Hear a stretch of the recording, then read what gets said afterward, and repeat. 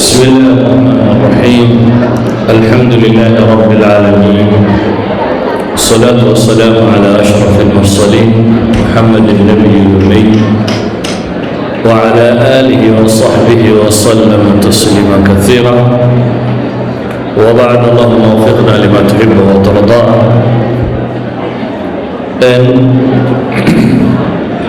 waxaynu hore uga soo warannay taariikh ka mida ummaddii tataarka la odhan jiray ama mongolianiska, labadaba taariikhyahanadu ay nidhi way ku magacaabaan. waxaynu soo sheegnay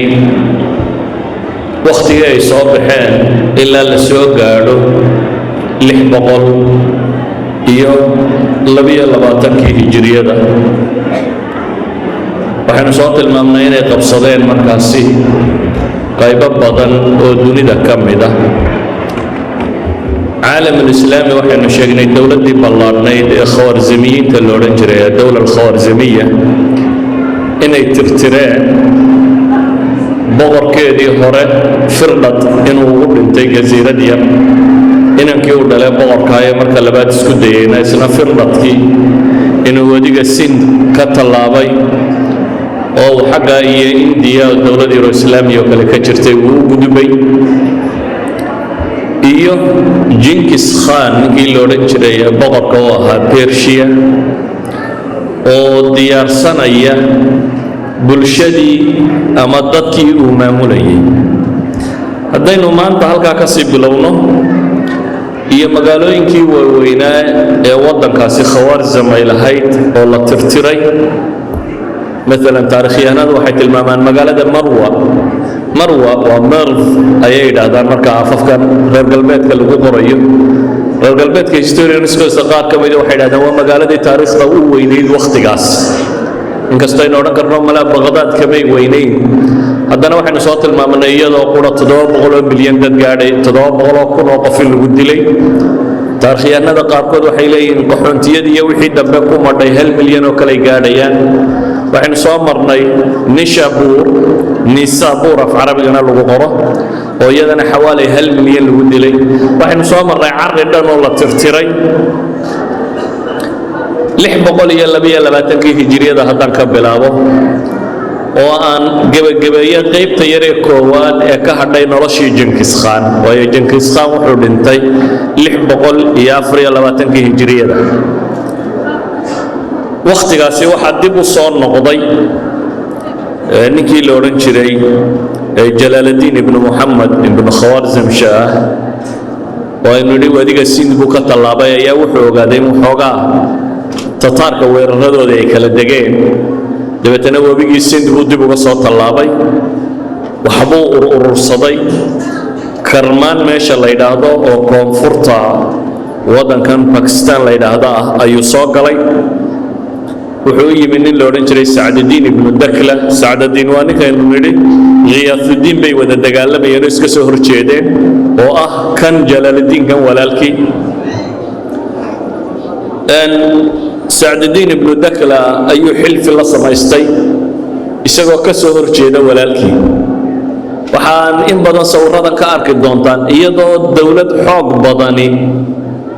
oo tataar la yidhahda ay dunida weerar ku tahay muslimiinta oo iyagu isku mashquula, laba isu haysta iyo mid oo iyagu kala dhammaan la. jalaaladiin wuxuu soo baxay iyadoo nimay walaalayiin oo khiyaatudiin la yidhaahdo iyo nin la yidhaahdo sacdudiin ibnu dakla ay isdilayaan oo laba gruub oo yaryar yihiin. gruubkii walaalkii mooyaane gruubka kale ku biiray, isna dagaalku xagga ka soo galay. wuu soo socdeen, wuxuu qabsaday galbeedka eeraan. dabeetana waxoogaa ciidana markuu urursaday xaggu tataarka kaga duuli lahaa ayaa xawalkii siyaasiga, yacni weershow xagga siyaasadda ku saabsan baa ku dhacay baynu odhan karnaa siyaasiyiintii muslimiinta wakhtigaa noolay. halkuu tataarka iyo ummaddan iska celin lahaa soo duushay ayuu weerar wuxuu ku bilaabay khilaafadii cabbaasiga oo sii daciiftay oo aan naf badanba lahayn. xaggeeduu weerarka u qaaday. magaaladan basro la yidhahda ee ciraaq ku taalluu 2 bilood go'doon ku hayay. dabeetana xagga iyo baqdaad buu u dhaqaaqay. baqdaad boqorkii markaa haysta aan mid fiican ahayn naasir lidiin illah ninkii la odhan jiray 47 sannadood buu xukunka hayay laakiin waaxid mufsida buu ahaa bay yidhaahdaan kaa dhankiisu u sii kacay boqorkaasi markuu maqlay dowlad khawarizmiiniya markii hore ay col ahaayeen markuu maqlay waxoogaa ciidan oo isu soo urursaday iyo basro la go'doomiyey iyo xaggiisa loo socdo ayuu tataarka waraaq u dirtay uu leeyahay ninkaa ha layga soo gaadhoon waa khilaafadii dhammayd ee cabbaasiyiinta ee muslimka matelaysay oo rabta inay tataarka xilfi wadaag la yeelato si looga takhalluso jalaaladiin iyo waxoogaagan uu wato tataarku laakiin waxay iyagu mashquul ku ahaayeen dhul tiro badan bay muddo yar ku qabsadeen dhulkaas siday u dejin lahaayeen dowladnimadooda ugu sugi lahaayeen bay mashquul ku ahaayeen marka way joojiyeen futuuxaadkii tirada badnaa ay sii wadeen looma soo jawaabin ninkii la odhan jiray jalaaladiin meelo baqdaad agagaarkeeda buu qabsaday dabeetana waqooyiga ciraaq buu u sii kacay faris dhulkii la odhan jiray buu qabsaday kor buu u sii socday faristu waa iiraan qaybteedan sare siiba kor buu uga sii socday waddankan yare hadda azerbaijan la yidhaahdo ayuu qabsaday dhanka galbeed buu uga sii socday azerbaijan markuu qabsaday waddankan ku xiga ee la yidhaahdo georgia waddankii la odhan jiray kurj ee luqa alcarabiya ay ku yidhaahdaan georgiyu haddana qabsaday waa ka sii socday wuxuu samaystay suldo waxoogaa leeg halkaa markuu marayo ayuu heshiis yar oo wakhti gaaban socday wuxuu la galay walaalkiisii khiyaasudiin la odhan jiray uu ninka kale ka taageeray dowlad waxoogaa iyagu ka wintay markaa sanadkaa 622 ayaa waxaa geeriyooday khaliifadii dowla alcabaasiya maamulayay dowla alcabaasiya 137 bay soo bilaabantay markana 622 baa la maraya boqorkii markaa joogay oo naasir lidiin illah la yidhaahdo oo 47 sannadood xukumayay dowla alcabaasiya oo taariikhyahanadu ay yidhaahdaan wuxuu ahaa dadka siirada madowle dadka taariikhdiisu madowga tahay baa lagu tiriyaa marka laga warramayo khilaafooyinkii islaamiga nimankii xukunka soo maray 47 sanana wuu xukumayay taariikhdiisuna baal madow bay ku qorantay bay yidhaahdaan wakhtigaas u geeriyooday sanadkaa hijriyada ee 22 wuxuu iskaga gabagaboobay iyadoo tataarku wax duulimaad aanay soo qaadin laakiin muslimiintu dhexdooda ay isdildilayaan sanadkii 623 iyo 624 hijriyada markay uu soo bilaabmay waxa khilaafada islaamiga qabsaday nin marka taariikhyahanada muslimiintu ay aad u amaanaan waa ninka la yidhaahdo al-dhaahir biamrillah al-dhaahir biamrillah waxay yidhahdaan aabihii cagsigiisu ahaa yacni nin aad u fiican oo aad loo ammaanu ahaa ولذلك بقى تاريخيا كمسلم كي وين لا ابن الأثير وكم إذا رجي أحداث تاسي أما دعدوين كاسي وقت قال الله نولا إن كستوي سقو سقوط بغداد هرتاد ولنتي لكن هذا تاريخيا هذا هو وين وحكوا قريت تطارق وكم إذا وقت قال نولا أيا وحليه هي خليفة المسلمين تمو قبل عمر بن العبد العزيز كذب من لم إذا نك كان نك يرهد أبو الرمب شيء كره يعني الظاهر بأمر الله وحو نجا خليفة شنات الخلفاء الأربعة مركز نكلم هذا خليفة الله أماني وهو ينكدم به وعمر بن عبد العزيز عمر بن عبد العزيز وقت يسيبوا لي إلى يلقى قاعد يا وقت كان لحب قول يلا بيا لواتكي لقى قاعد ووقت شاب قول سندات كله شنتا بقول السندات بولي هي نن أدقمة الظاهر بأمر الله ما قبل خلافة ضد كمسلمين تا taxation tira badan cashuur tira badan oo dulmi ahayd oo dadka laga qaadi jiray buu baabi'iyey maxaabis badan oo muslimiin oo siyaasiyiin oo xidhan buu sii daayay dadkii fuqarada ahaa buu wax badan taageeray wax badan buu ka bedelay bay yidhaahdeen dowladnimadii laakiin waa sida uu sheegay ibn Athir baa wuxuu lahaa wanaagga ninkan iyo bulshadan faasidka isuma cuntamaan u malayn maayo buu inuu waqti badan sii hayn doono taariikhyahankaas qoraya sidiisii baanay noqoto waqti badan muuse haynin 9 bilood kadib وقريودي الله نحرسته وقتي وحكومي من واحترم وها لكن سقال بلاد قريحي وحقب صديني كدنبيي والمستنصر بالله لا يدهده تضبي طبعا سنضاد ما في الأيام الحكم كهيي إلا اللي بقولي أفرت كل جاريي جلال الدين طيب تيسي وقبصدي أي فساد ككودي بعدين بدنوا يسبدلوا وقت ما شرته لحب بقولي أفري الله باطن كي مركي تاريخ بمريسي يعني تاريخي أنا ده مسلمين تو أنت بدن سنة بيو قرآن تسلسل كتاريخ جابه إلى اليان لحب بقولي أفري الله باطن مركي هجرية بمريسي أي واحد انتي بقركي دولة دي وينيد تتاركة تيمورجين لورنجري أما سيقوعان بحي مقعاه جنكيز خان تاريخي أنا دا قاركود دوري اللي حدا بيكو شاقان قارنا إلا تضباطن يلا أيوب قاري عمر قيسو بيد أخدان نولوشي سينين كاسي وحكو دما يستيدل إيا قورع إيا بابين وحكتك الدولة أولا حيسة من كوريا إلى إيو بغداد دعال كيدا إيران بيرشيا الدولة أولا حيسة يعني والدولة ككوابان محي كوريا كسو بلو شاينا كوحكسي إندوجينا أوردن سومر باغستان أفغانستان بيرشيا حاجة سنو سوكا دولة أبو بلارن بوكتغين وقت قول انتي ووقت ملا هذا اللي قد جوغو سيدات بقولي سيدات سنوات ملاها يعني يمكن حين مرينا تاريخها كنا فر بقولي يلا بيا صدر سنا لح بقولي أفري الله واتكي قول يعني سيدات غرنك وهر وقت اللي قد جوغو هذا dhimashadii ninkaasi uu dhintay waxay keensatay bay dhaadaan inay dunidu yara degto xasisho markuu dhintay way aaseen xabaal iyo dunduunis umay samaynin waa la qariyay ila laan lama yaqaan xabaashiisa rasmiga ah meesha ay ku taalo taariikhdaasi laga bilaabo 624 iyo waqtigu dhintay ilaa intii laga gaadhay 627 saddexdaas sanadood waxa la yiraahdaa waxa ay fatratu huduu waqti deganaanshiya oo aan isbedel badan dhicin marka la eegayo dhanka muslimiin marka la eegayo tataarka iyo weeraradii ay hayeen laakiin xagga muslimiinta markaynu eegno fitankii iyaga dhexdooda yaalay sidii bay u karayeen dawladdii wadanka dhanka qabsatay ee madaxdii ka dhimatay ee waxoogaa khalkhalkii ku soo biiray may dhankeeda eegin ee ninba ninkii ay ishayeen ee xaggiya joogay ayuu eegay dabeetana waxaa dib u cusboonaaday jalaaludiinkii aynu sheegaynay iyo walaalkiisii kale qiyaasudiin labadaba waxaa dhalay dowla alkhawaarzimiya ninkii haysan jiray iyaga murankoodii baa dib u bilaabmo dib ay u dagaalameen ciraaq iyo faris persia ayaa dagaallo cusub ay ka bilaabmeen dhanka muslimiinta wadankooda intii ugu dhaxaysay oo ah shaam iyo masar iyo intaasi waa qalbi العالم الإسلامي bay ahaayeen oo qolana baray ka xigtay qolana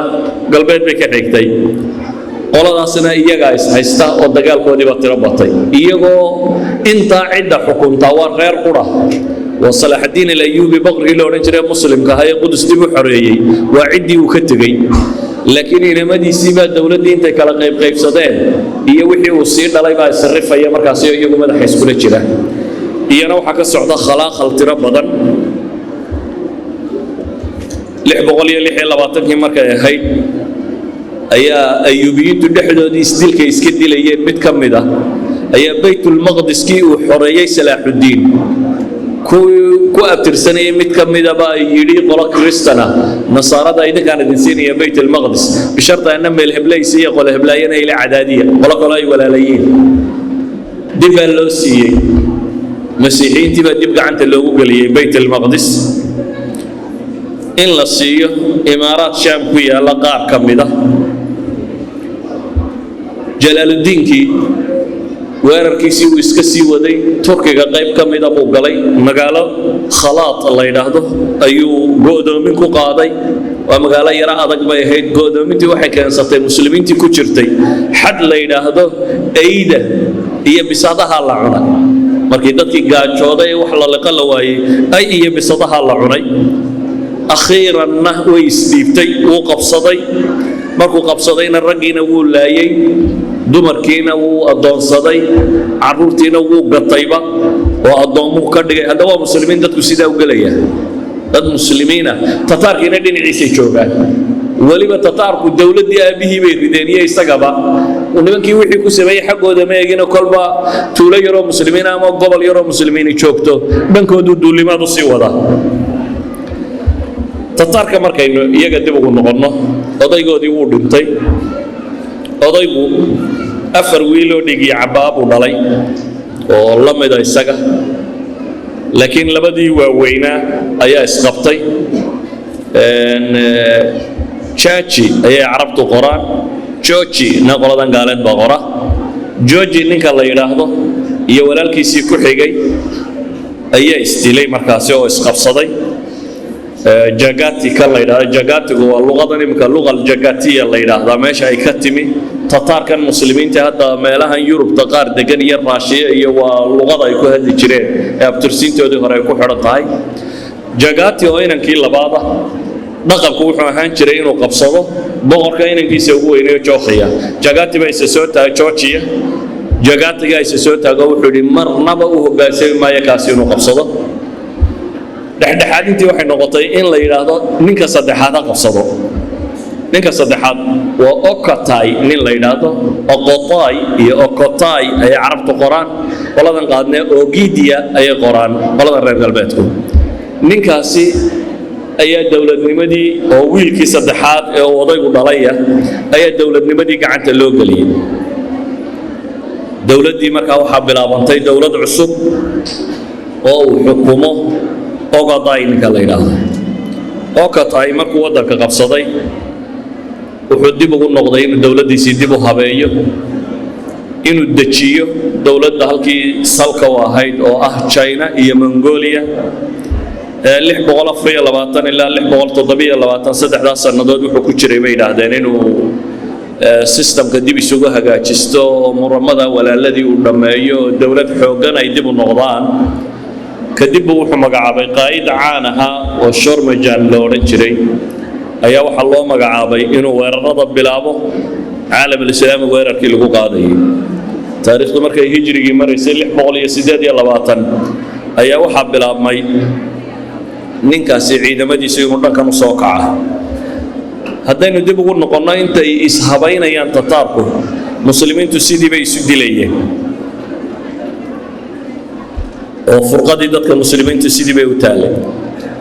Jalaaluddin marka la eegana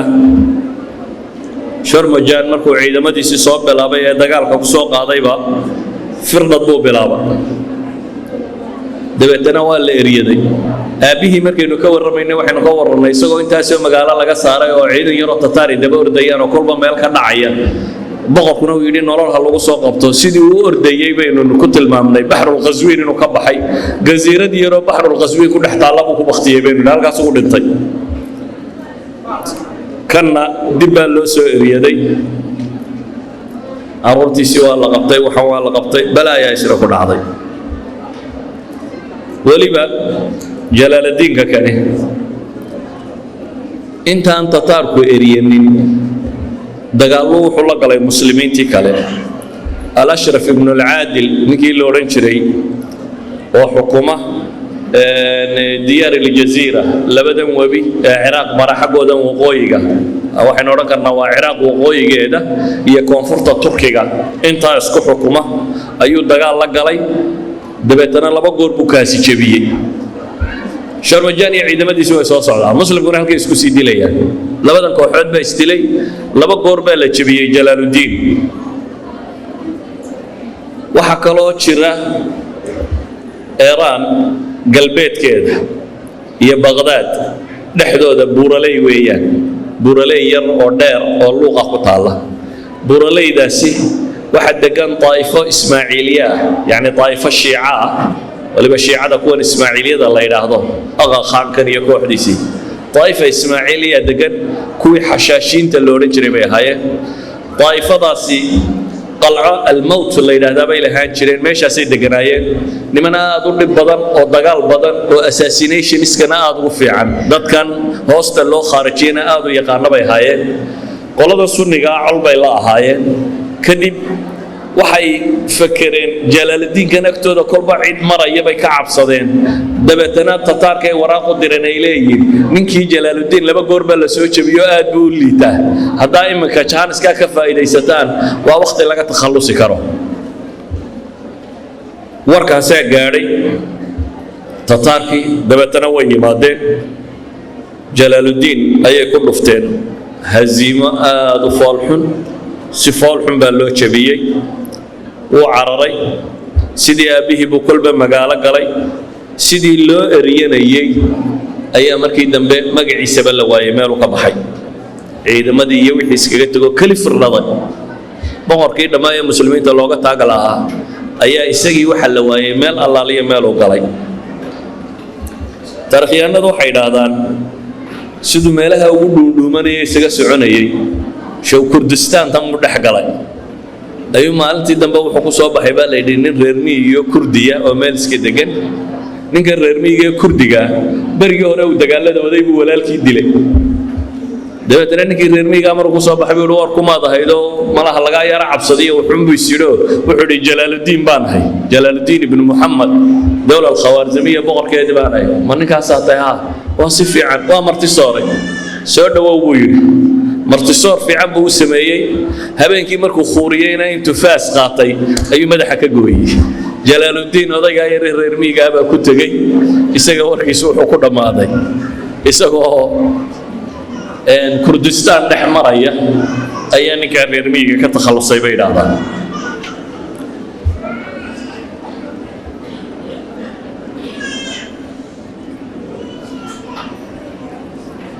waxay idhaahdaan tataarku dagaalkii bay soo bilaabeen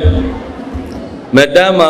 khawaarzam ninka qura ku hadhay uu kan ahaa kana ciidankiisii ay soo jabiyeen magaalay baaqigii u soo galeen si fiican bay dadkii u jabiyeen si fiican bay wax u laayeen taarikhyahanadu waxay sheegaan waxyaabo runtii aanad rumaysan karaynin maalan ibnulatiir kitaabkiisa taariikhda markuu soo naqlinayo siday tataarku ula dhaqmeen dadkii muslimiinta ee meelaha joogay waa waxaanad imika rumaysan karaynin wuxuu qorayaa nin qura ku soo baxa 17 muslimiina dabeetana fadhfadhiista buu yidhaahdaa waa loo fadhfadhiistaa madaxu ka gura wuxuu qorayaa ibnulatiir waxyaabaha qosol kale uu qoraya waxaa ka mid ah tataarkii layntii badnaay ay dadka laynayeen dadku markay nafta isugu timaado لا والله لا بالله لا تقتلني لا بالله لا تقتلني بي دكو أورانية ما إلى ما هو داريه هيدلي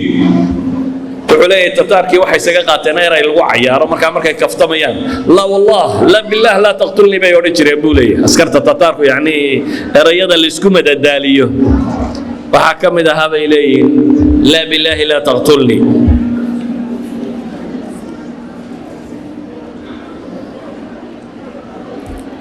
دولة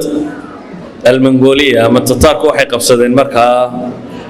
وحي دولة مسلمين أو دورية طبعا ينورا كرنا دول ما أنت إلى لبية طبعا وضعنا ما أنت جيرة وتركمانستان يا طاجكستان يا أفغانستان يا وعصرنستان دولة صومر إلى باكستان كصادر إلى إيران كصادر إلى أذربيجان كصادر وحاصرنا ما يقبصدين إيجا الدولة العباسية وحاول حياة مركا luuqii yaraaye ay deganaayeen nimankii shiicada ismaaciiliyada la odhan jiray taariikhda marka la soo gaadhay 629 ilaa 634 shantaa sannadood isbeddel badan may samaynin ee waxay isku dayeen inay dowladnimadoodii adkeeyaan meeshii dowlad khawaarzimiya ay ka talin jirto dhanna iyagu caga dhigtaan intaa waxa ku gabagabaysmay dawlad khawaarzimiya iyo warkeedii oo aynu labadii muxaadare hore kaga hadalnay halkan waxa ka bilaabaya markaasi weeraradii labaad ee ay qaadaan nimanka tataarka la yiraahdo nimanka tataarka weeraro dhowr waynu akhriyi doonaa hadii waqtigu inagu sibo hadda halkan waxa ka bilaabmaya weerarkii labaad ee rasmiga ah ay qaadaan oo dhul cusub ay ku qaadaan weerarkooda rasmiga ah waxaa loogu talagalay inuu hogaamiyo ciidan uu wato nin la yidhaahdo batu george baa dhalay yani batu waxa awoow u ah Genghis Khan وباتو ابن جاجي ابن جنكيز خان. باتو عيدا وطايا وحلو صدري بحر القزوين بدل لا يراهدو iyo meeshaasi wuxuu bilaabay markaa inuu Russia iyo dhankaasi weerar ku qaado. wuxuu qabsaday webigan Volga la yiraahdo. dadkii Turkida ahaa ee meesha waxa degi jiray Atrak, dadkii Turkida ahaa ee webiga Volga la yiraahdo ayuu wada qabsaday. kor buu sii socday 635kii ayuu wuxuu weerar ku bilaabay markaa Russia. عالم الإسلام حقيقي مركز يومي سوتشي سن عيدا كاوين وحلو جدي حقاسي راشيا أيو دقال كوبلاوا راشيا مقالوين كي وويني دا إلى هيدا ودن بي حبط وتشيده waxay qabsadeen magaalo Riidaan la yiraahdo waxay ku xigsiiyeen Kolomon waxay ku xigsiiyeen Vladimir waxay ku xigsiiyeen Sozdal waxay ku xigsiiyeen Moscow caasimaddiya waxay ku xigsiiyeen Poryev waxay ku xigsiiyeen yani isay magaalo ilaa ay Tuzuk dhowr iyo toban magaalo waaweyn oo magaalooyinka Russia bay qabsadeen. haddaan si kale u tilmaamo waxay dhahdaan Russia masaaxadeeda markaa waxa lagu qiyaasayay ilaa iyo 17 milyan oo kiiloomitir murabbac. 17 milyan oo kiiloomitir waa imisa? waa inuu dhigata dhulka Soomaaliya malaa 720 jeer.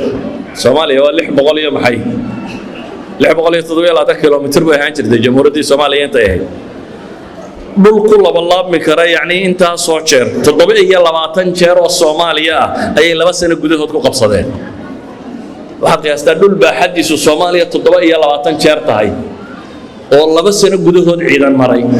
2 years within 2 years bay waxay ku mareen wadankii Russia la oran jiray dhammaantii bay jeedeen. waa 635 iyo 636 magaalooyinka markay galaan dhaqankoodiina way ku wadeen ahaa inaan wax dhaqaaqa la sii deynin. Moscow oo kale waxa la yiraahdaa dhagtay dhiiga si fiican ugu dareen. 638kii markay maraysay ay waxay bilaabeen markaa inay weeraradooda Yurub ku soo jiheeyaan. Batu ninka la yiraahdo oo ina Georgia curadkii ama odayga ninkii weynaaye uu Genghis Khan dhalay ayaa dhalay. wuxuu bilaabay inuu Yurub weeraro. weerarka koowaad waxa lagu bilaabay wadankan la yiraahdo Ukraine. Ukraine waa wadan masaaxadiisu taas Soomaaliya ku dhadhaweyd waa 600 oo kuno kiiloomitir halkay Soomaaliya 627 ka ah. Ukraine ayuu dagaal ku soo bilaabay. Ukraine dhammaanteed buu qabsaday ilaa uu ka soo galay caasimadooda Kiev ayuu qabsaday. 639 markay maraysay ayuu ciidan yar oo ciidankiisii ka mid ah Bayder nin la yiraahdo loo dhiibay. weerarka bilow baa la yiri Yurub waa in la isku gaala bixiyaa markaa. weerar buu ku qaaday markaa Polandiiska markii weerarka lagu soo qaaday ay Polandiisku waxay bariyeen Jarmalku inuu caawiyo. boqorkoodii Henry Duck uu ka talin jiray Germany ayaa soo kaalmeeyay Poland iyo Jarmalku oo iswata ciidan ay wataan bay dagaalka ku soo galeen. Tataarkii baa la kulmay si fudud ayaa iyagana looga takhalusay. Polandna way qabsadeen. Poland markay marayaan ayay hoos u soo dhaadhaceen. dabeetana Hungary wadankan la yiraahdo ayay weerarka ku soo bilaabeen. Hungary-na si fudud bay uga takhaluseen. dhammaanteed ayayna gacanta ku dhigeen. waa laga sii socday Slovakia ayaa iyana cagta la mariyay. waxaad moodaa Slovakia markay ka soo baxeen horay u socdeen Croatia ay cagta mariyeen ilaa ay ka gaadheen badan maxaa la yiraahdaa al-Bahr al-Adriyaati Talyaaniga dhinaciisa badan ku taala ilaa ay halka ay ka soo gaadheen. qiyaas ninka Russia ka soo bilaabay ee Russia oo dhan qabsaday ee haddana Yurubtii bari ka soo bilaabay ee Poland iyo Ukraine iyo Hungary iyo Slovakia dhulkaas oo dhan soo qabsaday ee jooga Talyaaniga dhinaciisa. waxaa ka dhiman Yurub markaasi afartii dawladood ee waaweynaa u haray oo waqtiga ahaa maxay Namsa, Austria iyo Almaaniya, Faransiiska, Talyaaniga iyo Britaniya intaas ka hadhay. inta kale cagtay soo mariyeen. halka marka la marayo waxa ka dhacay wadankoodii isbedel. Ogidiya boqorkii la oran jiray baa isna dhintay ee ina Genghis Khan ahaa. لولا بيد هذا تاريخ يهند وأن جريد وجيد يا دعين يوروب تقلبت دمان تدي أنا واحد كشري له بيله قعدت تطارك إذا معي سين لكن مركي يوروب تقل بري أي قعدت كل جين وهالك عيدا كمريو أي واحد بنتي بقر كي كتلنا يودنك meesha tanna ninka maraya dhulkan furtay ee ciidanka haysta waa ina jooji waxa muran ka dhaxeeya joojiyada waataynu nidhi aabihii baa lahaa boqortooyada laakiin walaalkiisii ka yaraa ninka aabihii walaalkiisii ka yaraa oo jagtay la yidhaahdo maadaama ay hayeen boqortooyadii waxa la siiyey ninkii saddexaad waxa markaa xilfi wadaag yara ah oo giidiyagan la siiyey iyo jagtay oo inankii labaad ee uu dhalay boqorku labadaas xilfi wadaaga qolada tan iyo kii ugu yaraa ee uu dhalay Genghis Khan oo toolu ay carabtu qoraan tooliyu ay qolada galbeedkuna qoraan ka yar oo aan ninkii askarta ugu badan dhaxlay yani dhaqankoodu wuxuu ahaa wiilka yar boqortooyada dhaxalkeeda waxba kuma leh laakiin waxa loo badiyaa hantida kale marka waxa dhahay Genghis Khan 129 kun oo ciidan u ka dhintay 100 kun kan yar baa la siiyay bay yiraahdaan 29 kun kala saddexda waa weyn qaybsadeen bay ku tilmaamaan inagaan waxba dawladda iyo muranka ka dhaxeeyay hoos u sii galaynin ninkii la oran jiray Batu oo ina Georgia ama ina Jaaji saado akhridaba ah oo Yurubta bari markaa gacanta ku haya ilaa Russia waxay kaliftay inuu dib u noqdo oo Karakorum meeshii la oran jiray Qoroqoram carabtuna ay qorto oo ah caasimadii Mongolian iska looga talinayay markaas dawladda tana inuu dib ugu laabto oo Yurub dib uga baxo marka kan si uu uga qayb galo doorashooyinka iyo loobiga siyaasiga ka socda waddankii ninka madax ka noqon doona dawladda Tatarku marka kan waxay ka talisaa Kuuriya meel ay bari u xigto Polandna galbeed u xigto Poland ilaa Kuuriya balad u qiyaas dhulka isu jira inta xaggan ballaca kana Siberia ilaa iyo laga soo gaarayo maxay badda China inta ka dhaxle inta ka dhaxle ayuu xukumaa dood kadib madaxnimadii waxa loo gartay inuu qabto Giyuk ama Kiyuk nin la yiraahdo oo uu dhalay Okatay dawladda tan miisaanka ay lahayd waxaad ka garan kartaa wufuudii caalamka ka yimi oo ka mid yahay caalamka islaami 3,000 ilaa 4,000 oo qof baa ka qayb galay baa la yiraahdaa boqorka caleemasaarkiisii oo ah wufuud laga keenay maxay dunida wixii boqor yar joogay iyo wixii meelaha joogay si looga qayb galo caleemasaarka boqortooyadan ee dunida ka talisa sideedaba waxay dhadaan taariikhda maanta la hayo dawlad mar talisa oo Tatarku intuu ka taliyay ka weynimay soo marin taariikhda bini'aadamka gaal iyo muslimiin waxa doonta isku dar dawlad mar tarisa oo masaaxada dhulka mar quran nin boqor oo quri uu wada taliyo oo dawladda Tatarka ka ballaaranimay soo marin ninkan yar ee cusub ee qabsaday Kiyuk la yiraahdo wuxuu isagu ra'yigiisu ahaa futuuxaadka in la joojiyo laakiin wadankii ballaarnaa ee la qabsaday in si rasmiya loo xukumo oo qalanqalla iyo rabshado dambe aanay u soo bixi karin oo maamulka loo baahiyo muslimkii bari isaga dhammaantii way liqeen bari wixii muslim xigay waan oran karo waqtiga mala muslimiinta inta ugu badan bay haayeen iyaga dhammaantood way liqeen bartamihii muslimka intii ku noolayd oo ah marka Ciraaq ilaa Masar inta ka dhaxla ah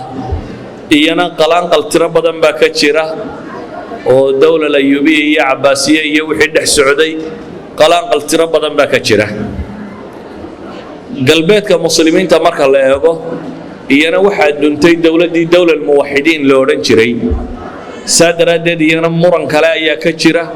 oo marka loo eego Liibiya iyo Algeria iyo Morocco iyo Jazaa'ir waxaan marka la eego iyagana dawladii ka talinaysay inta soo dhamay way duntay oo kala daadsantay dowladda tataarku muslimiinta iyo kristankaba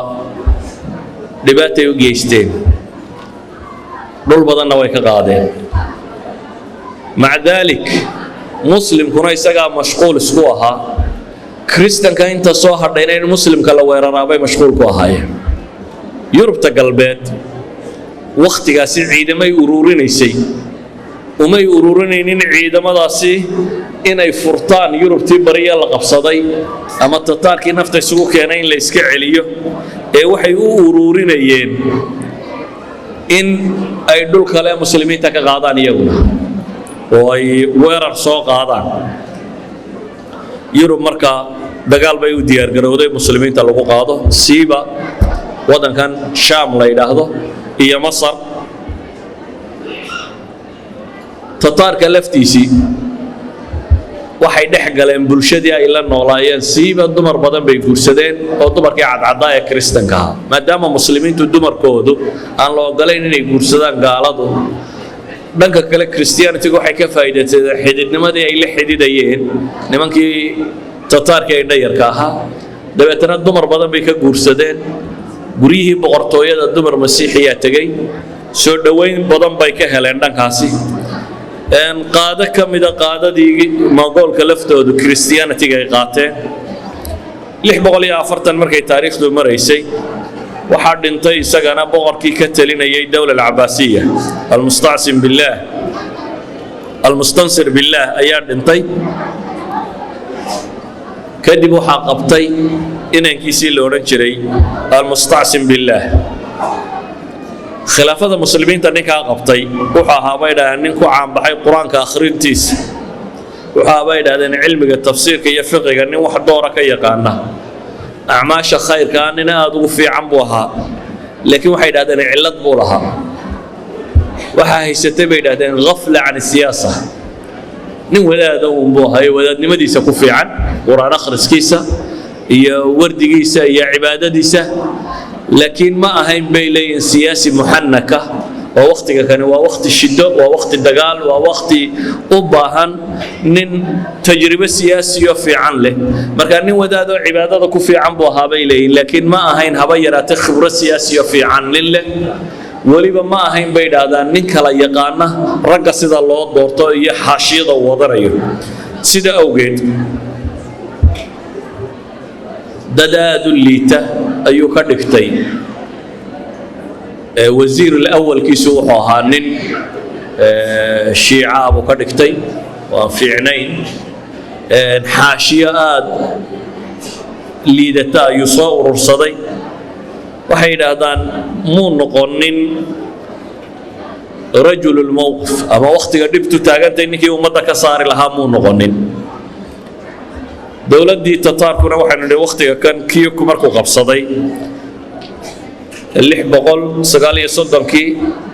ilaa iyo 646 7 sano hayaan filaya 2 sano mise 3 sanana xaaskiisa markii dambe qabtay 7daas sannadood wax waddanoo cusub may furanin yani mongolian isku dagaal cusub oo waddana may qaadanin waxay isku dayeen inay waddanadii ay qabsadeen inay hagaajisan karaan ama ilaashan karaan reer galbeedku wakhtigaas iyaguna waxay isku dayeen inay ka faa'iidaystaan siiba waxay u arkayeen colaadda iyaga iyo muslimka u dhexeeya inay colaad rasmiya oo aan gaboobaynin oo soconaysa ay tahay laakiin nimankani maadaama aanay caqiide iyo diin cusub wadin weliba waxaa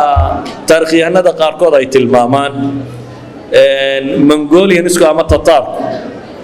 diimaha aad umay faragelin jirin ama may necbayn laakiin qaanuun yaasa la yidhaahdo alyaasiq bay carabtu qortaa ama alyaasi laakiin yaasa bay kuwa kala qoraan qaanuun la yidhaahdo bay lahaayeen qaanuunkaasi qasab buu ahaa qaanuunka dowladda sidan cilmaaniyiinta oo kale diinta doonaysa ku cibaadayso laakiin qaanuunka dowladdu inuu qasab yahay nidaamkii islaamiga ee wakhtigaa jirana waxaynu naqaanaa islaamku caqiide iyo shareeco iyo qaanuun kala baxsanay ma jiro laakiin diimaha ay kala baxsan yihiin way ku hoos noolaan karayeen waayo inuu kiniisad la dhistay iyo in masaajida la dhistay iyo waxaasi wax weyn kama ahayn bale taarikhyahanada qaarkood baa waxay yidhaahdaan 16 gobol ee ay sameeyeen tataarku magacyada islaamiga ragga watay wax maamulaya 9 bay ahaayeen 9 ay u dhiibeen provinceski kuwa kalena Chinese bay u badnaayeen bay yidhaahdaan waayo Mongolian isku niman reer miyiga oo dagaalyahana bay ahaayeen laakiin rag maamul yaqaana ma ahayn saadaradeed meelaha ay qabsadaan ama meelaha qaarkood markay maamul iyo idaara timaado cid maamul yaqaan ay daydayan jireen oo inay u dhiibaan iyagu se waxay ahaayeen niman fardaha leeda ku fuula oo faras golongolay wata oo dagaalkoodu surca yani dhulka la yiraahdo way isaga jareen meelo malaa'imka gaadhiguba uu dirqo ku jira la yiraahdaa maalmo yar bay u kala gudbi jireen meel aan laba ogeyn inay waaga ugu bari jireen iyagoo dhowr kun ama 10 kun askari oo faras fuushan xataa waxa la tilmaamaa taariikhiyahanadu fardahooda kooro caan kuma ahayn la dafuul bay ku wadan jireen marka niman aad u fudud oo dheereeya bay ahaan jireen waqtiga deganaanshihu jiray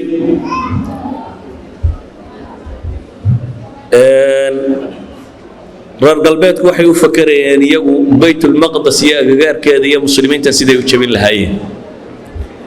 dabeetana innocent-kii afraad waa boobkii innocent la odhan jiray innocent-kii afraad safaarad buu diray wuxuu u diray Karakorum ama Qaraaqrum meeshii looga talinayay Mongolianiska wuxuu leeyahay waxaan idinka codsanayaa dawladda Mongoolka iyo boobka iyo Yurubta galbeed ee Catholic ahi inaynu weerar wada jira ku qaadno dadka muslimiinta ah siiba Masar iyo Shaam weerar wada jira inaynu ku qaadnaan idinka codsanaya waxaan kaloo ka codsanayaa buu inay diinta masiixiga qaadato boqortooyadii baa waraaqdii u timi kiyaku wuxuu aad uga xanaaqay boqorkii boqorrada dunida ka talinay in la yiraahdo diin soo galbaa cadha ku keentay sadaradeed wixii uu soo qoro dhan wuu diiday wuxuu yidhi adiga waraaqdu uu soo qoray uu leeyahay adiga iyo boqorrada Yurubba inta hadhay waxaan idinka rabaa idinkoo taaca oo adeecaya oo iyo hoggaansan inaad timaadaan dhammaantiin waraaqa buu qoray innocent-kii afraad boobka kani hadaf buu lahaa muu ka quusanin weli ee quwaadii ka sokaysay gaar ahaan Bershiya qaa'idkii joogay ee ka mid ahaa nimankan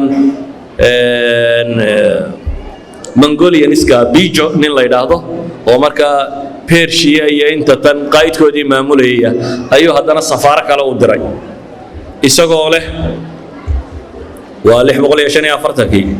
codsigii mar labaad u diraya Tabriz magaalo la yiraahdo Tiflis bay qoran qoladan reer galbeedku Tabriz kaas baa loo diray ninka joogay Bijo la yiraahdo inuu aqbalo qadiyadatan aad buu u soo dhaweeyay Bijo wuu karaameeyay qoladii masiixiyiinta ee u timi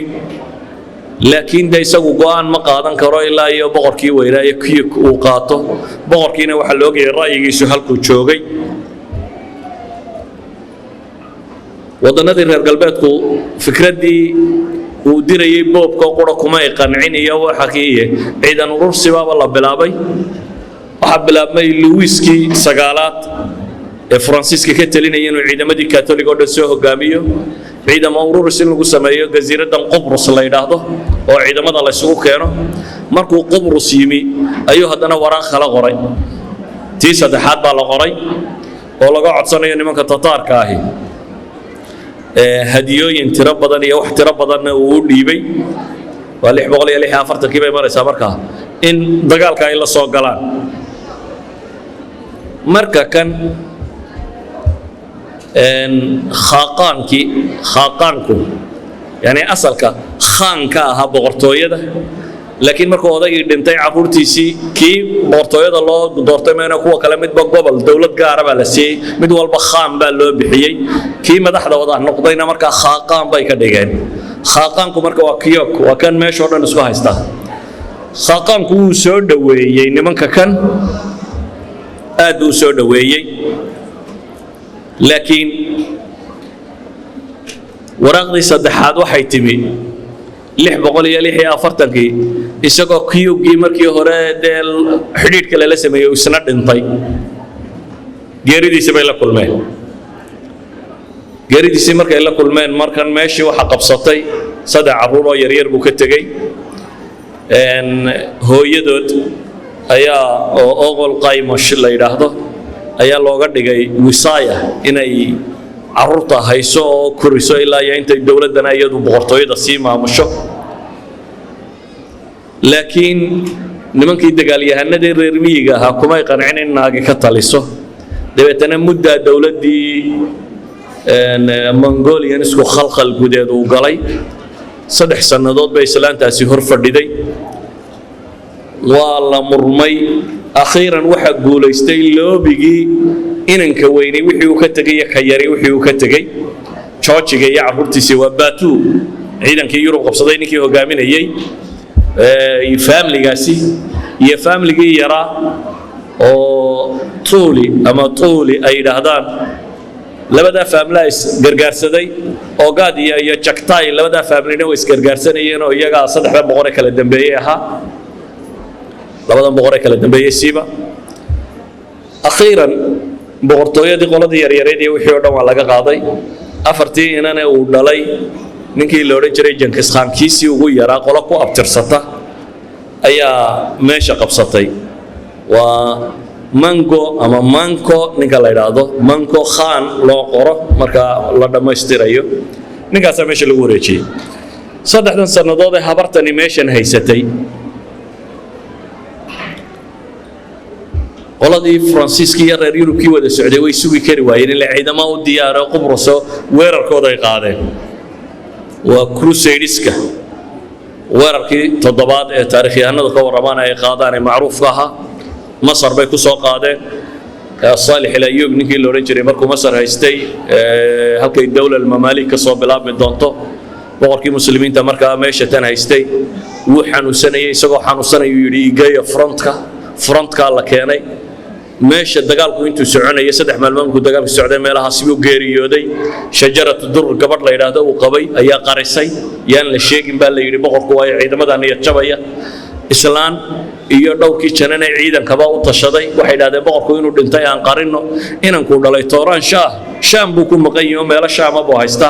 inankaana ha loo yeedhay dhaaheen dagaalkuna ha socdo boqorkiina waa caafimaad qaba oo aan dadka ku niraano muslimka dagaalkii sidii uu ku socday dagaalkii wuxuu socdaba Louis-kii 9aad isaga nolol lagu qabtay markii dambe boqorkii Faransiiska isaga la qabtay Louis-kii 9aad oo maxbuusnimo loo qabtay Crusadeska dagaalkoodina waa la jabiyay Tooran Shahna wuu yimi isna wuu dhintay shajaratu dur ayaa meesha qabsatay askarigii janankii ugu weynaa ciidamada Izzuddin Aybak la yiraahdo bay guursatay dadkii way ka dhaadhici weyday boqortooyadeedii ninkan bay guursatay ninkii baa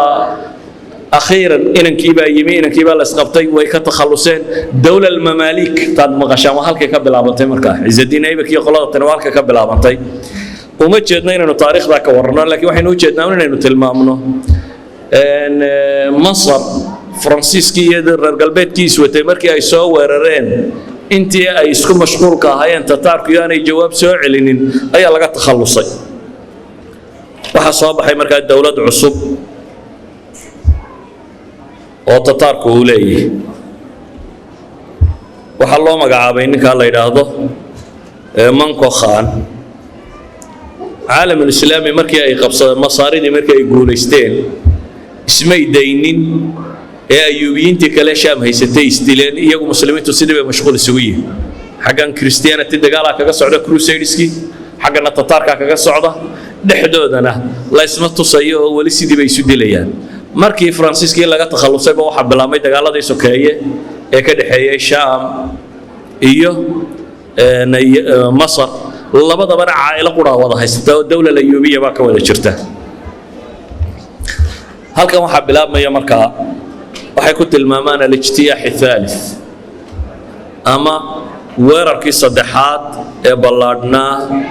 ee ay soo qaadaan nimanka loo yaqaano Mongolianisku weerarkani wuxuu ku bilaabmayaa iyadoo wixii Ciraaq galbeed ka xiga wixii Ciraaq bari ka xigo oo dhan nimanka Tatarka ay haystaan muslimiintii aad loo gumaaday mesela muslimkii Beershiya deganaa dhulkana Iran la yiraahdo waxay 10 ilaa 15 milyan bay ka dileen waqtigaas siday Beershiyanka tiradoodu u yaraatay bay yiraahdaan beershiyaanku dowlad weyn oo macruuf ay dunida ka ahaan jireen dad ahaanna qowmiyaadkii tirada badnaa bay ka mid ahaan jireen laakiin dagaalada tataarka gadaashood bay yidhaahdaan beershiya tiradeedii rasmiga ahayd waxay dibba u soo gaadhay qarnigan aynu hadda noolahay bartamihiisii qarniga 20aad bartamihiisii ayay tiradii eeraantu dib u soo gaadhay baa la yidhaahdaa waqtiyada meesha ay joogi jirtay sidaa ogeed baa waxaa lagu tilmaamaa waqtigaasi tataarku uu marayay 10 ilaa 15 milyan oo beershiyan muslima inay xaaqeen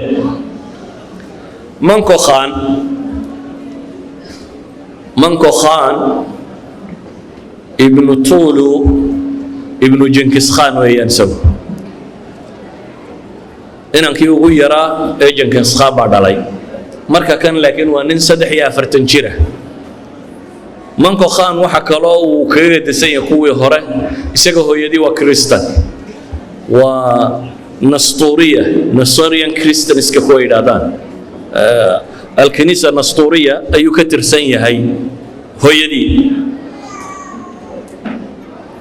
isagu wuxuu qaatay fikrad tii awowgii qolyihii dhexe ha loo kaadiyeeyo intan aynu xejinayo ma qaadanin fikradii jinkis khan ee ahaa dunida calan quri waa inuu ka taagmaa dadna waa inay mongool u noqdaan inta kalena waa inay hoos joogtaa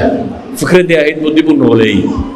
wuxuu leeyahay waxaa dowladdan ay dhismaysaayo qura marka aynu weerarada rasmigaa bilowno dowladdu markaa isagu dhaxla waxay haysataa kuuriya ilaa Poland inta ka dhaxleh waa dawlad ka talisa min kuuriya ilaa Poland ayuu dawlad ka yahay saddex nin ay walaalayihiin ayuu kala diray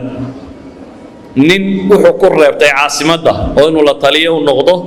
gobolkan caasimaddu joogana maamulkiisa uu hayo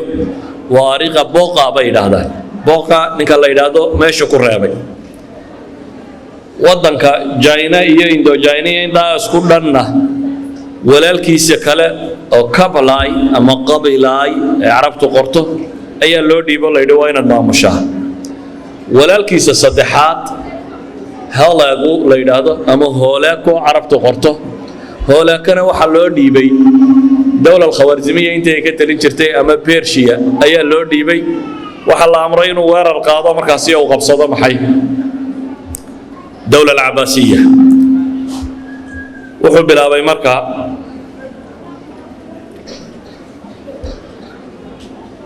دولة نمدان مركا وحكو سوكر ليا تأثير كمسيحي وهي هولاك لفتيس سلانتا وقبائسنا وكريستان بقر كي هو يدي وكريستان هولاك كان عالم الإسلام اللي صاد درينا اسنا حاس كي سوى حويا ومسيحيا هو لبا ضاغز خاتون halka khaanka laga yiraahdo ragga dumarkoodana khaatun la yiraahdo waa queen iyana